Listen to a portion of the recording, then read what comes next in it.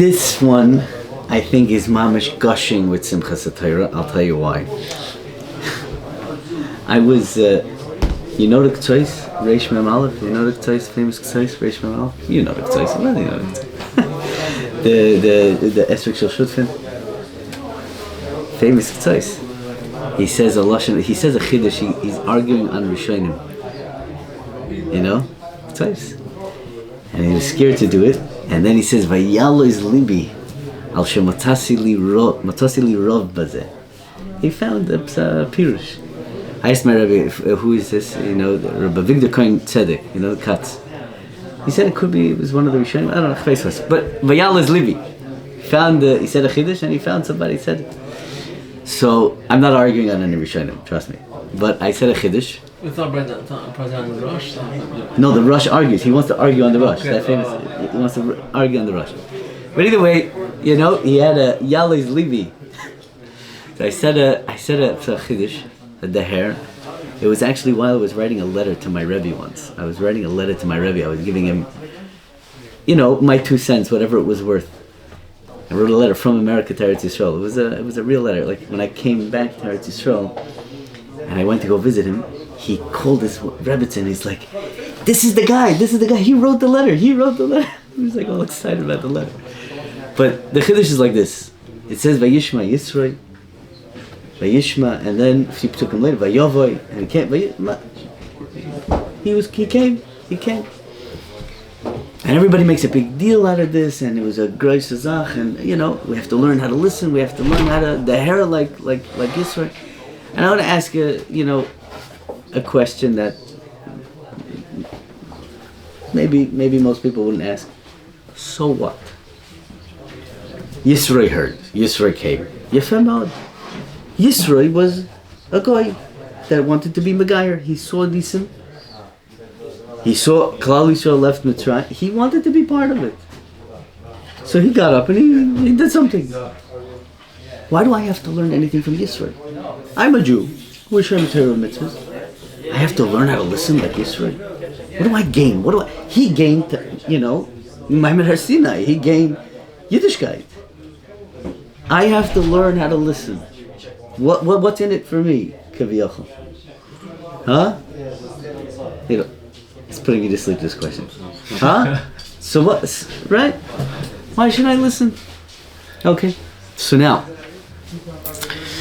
I think that there was a tremendous gain from Yisro's listening. And something that all of us would be jealous of. Something that we want very much. And Yisro got that thing, and if we lived in that time, we'd be like, wow, how'd you do that? It's an incredible feat. What happened? So everybody talks about Vayishma Yisro, everything's very nice, but there's another Vayishma in this week's parasha. It comes later in the parasha. It says Vayishma Moshe lekol choisnoi.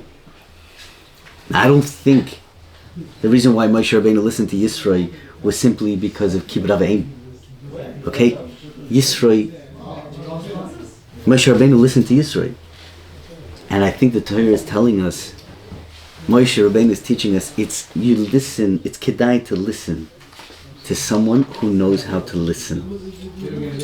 Okay? Yisro, one thing is for sure, he did listen. And Moshe Rabbeinu hears an eitzah from Yisro, he says, oh, yesh dvarim bagav. This is a real mensch. A guy who knows how to listen, he says something, he means something. Okay? I think that's Gishma. I think that's something that we all want to tap into. I mean, who doesn't want people to listen to them?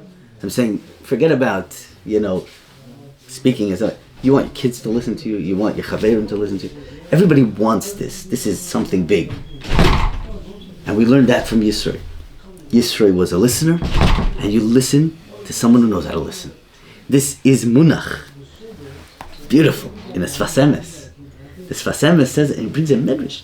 It's great. I'm going to read you the words. Vayishma Moshe lekol choisnoi. Al yedei shekosu vayishma Yisro zochel vayishma Moshe. This that it says, Vayishma Yisro zochel vayishma Moshe. Ki dechsiv b'medrash. Or ki de'omru b'medrash. Im shemoya tishma, im ato shoymeya, Yishmeu acherim loch. That's Moiridik. I can't find the medrash. It doesn't say where it is, but it's good. It's a nice medrash. Very good. But this Rabbi Isai is a good one-liner. It's very nice. But what does it really mean? What does it mean to listen?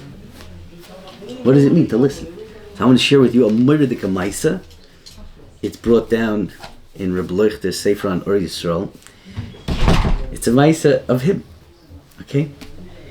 And it's a Peladic Maisa, and it teaches us something very, very important, which is Negea every day, but it's especially Negea now. It's a big sugya, this listening, a very big sugya. Okay, and we have to, learn what it is and how to use it, and be margil ourselves, because it's a muscle, it's a koyach hashmiyah. Every muscle has to be, worked out. You have to exercise that muscle. That's how Avodas Hashem works. So, listen to a Peladic Maisa. Okay, maybe I should read the word. Okay, I'll just tell it to you. Okay, so he was a young man in yeshiva. Okay, so that means he was in yeshiva, and then he was a young man, and he was very close with Rav Wolbe. That we all know. Rav Lechter was very close with Rav Wolbe, and a certain tkufa, Rav Wolbe said to him, I want you to be choizer on the shmuz to the young Bachram. I want you to give over the shmuz to the Bachram. That's why I gave shmuz. And I want you to give chazor shmuz. Interesting. It's a Musa Yeshiva Ber Yankiv. Chazor Sashir. Chazor Sashmuz. Yeah, give it over. And Rav Leuchter said to him, I'm going to read it to you, Kshanisi loy. I answered him, She'eneni zoicher es kol ma shenema. I don't remember everything you said. V'kol shekin shaloi avanti hakol. For sure, I didn't understand everything you said. Heishiv li v'zel shoynoi. Tachzo, I'll say it in like a Hebrew lashon, yeah. Tachzo alma shata zocher, ve'alma shata evanta. Okay, go back, chazer over what you remember, chazer over what you understood. Those were the words that Mashgiach said to him, and he took the milim elu paschus einai. They opened my. What is he talking about? And he came up with the following, Yesoyah. We have 2 ears. You ever asked yourself, why do you have 2 ears? Why 2? Why do you have 2 ears? 1 ear would be enough. Needs to come out the other end. Needs to come out. Very good, very good, very good.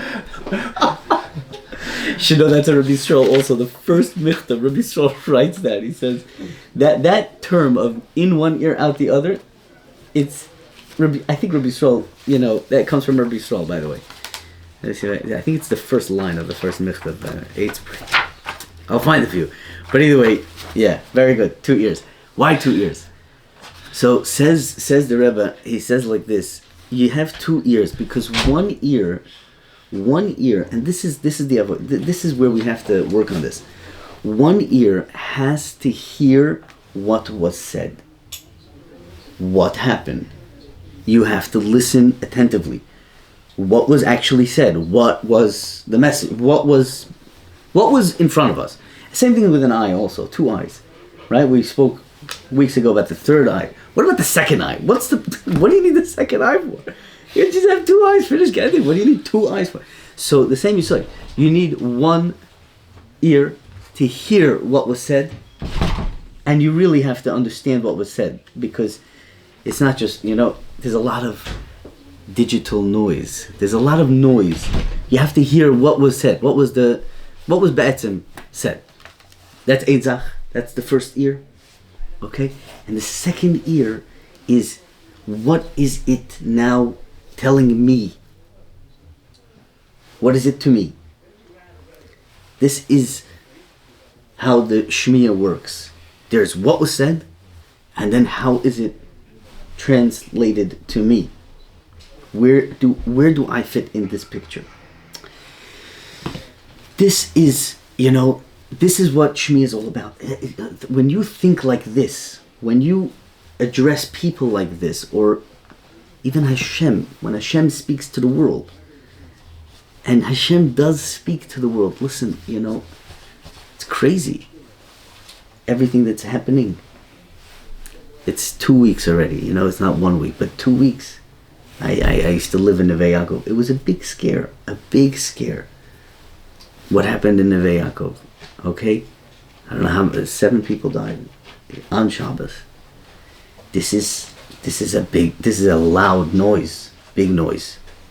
But what is being said? This is something we have to learn how to do. It's not an easy job, you know. You have to be a lamdan. You really have to be a lamdan. But there has to be step number 1, what is being said? And then, what is it telling me? I'll tell you a funny story. Okay, one time, you know, Rav Lechter gives vadim all the time, right? So one time, so there was a few talmidim that, you know, they would come to vad every single week with a pen and paper, and they're gifted people, mamish gifted guys. We all had these types of friends in yeshiva. Maybe you guys are one of these types of guys. I don't know. I was always jealous of these guys. They're able to write verbatim what the rabbi said. You know, they can mamish write notes, mila b'mila. They write so quickly and they get it all down. And one time he yelled and he said, Rabbi Isai, you have to start learning how to listen. Enough with the writing. Stop writing. You know, just stop. You know, or I don't know if he said stop writing, but he said, you have to learn how to listen. It's not all about writing, okay? And then, like the next week, the next vad, these 2 chevra, they were like, you know, they were called out. I'm saying they were obviously called out. They came to the vad without a pen, without a paper, and they're just sitting there. I'm like, gosh, like, you know, trying to figure out what he's saying, like, and they can't they can't control themselves. And he yelled at them. Whoa, they got a yelling. He said, I didn't tell you to throw your life in the garbage. I just said you have to realize that there is a mahalach in life called listening and something you have to work on. Now you are a gifted writer. Could be. I'm not telling you to just throw away your pen, but you have to listen to what I'm saying and then bring that to your life and work with that. Deal with that. Be mistader with that. It's a stira to your life. Enuchanami. When people are dying in shul on Shabbos, it's a stira to our emunah. There is no way to just, like, you know, fix that. This hurts. This hits my personal life in a unbeatable way. You have to deal with it. You have to see where is it hitting, where is it talking to, what is going on here. And you have to deal with that. That is the avodah of listening.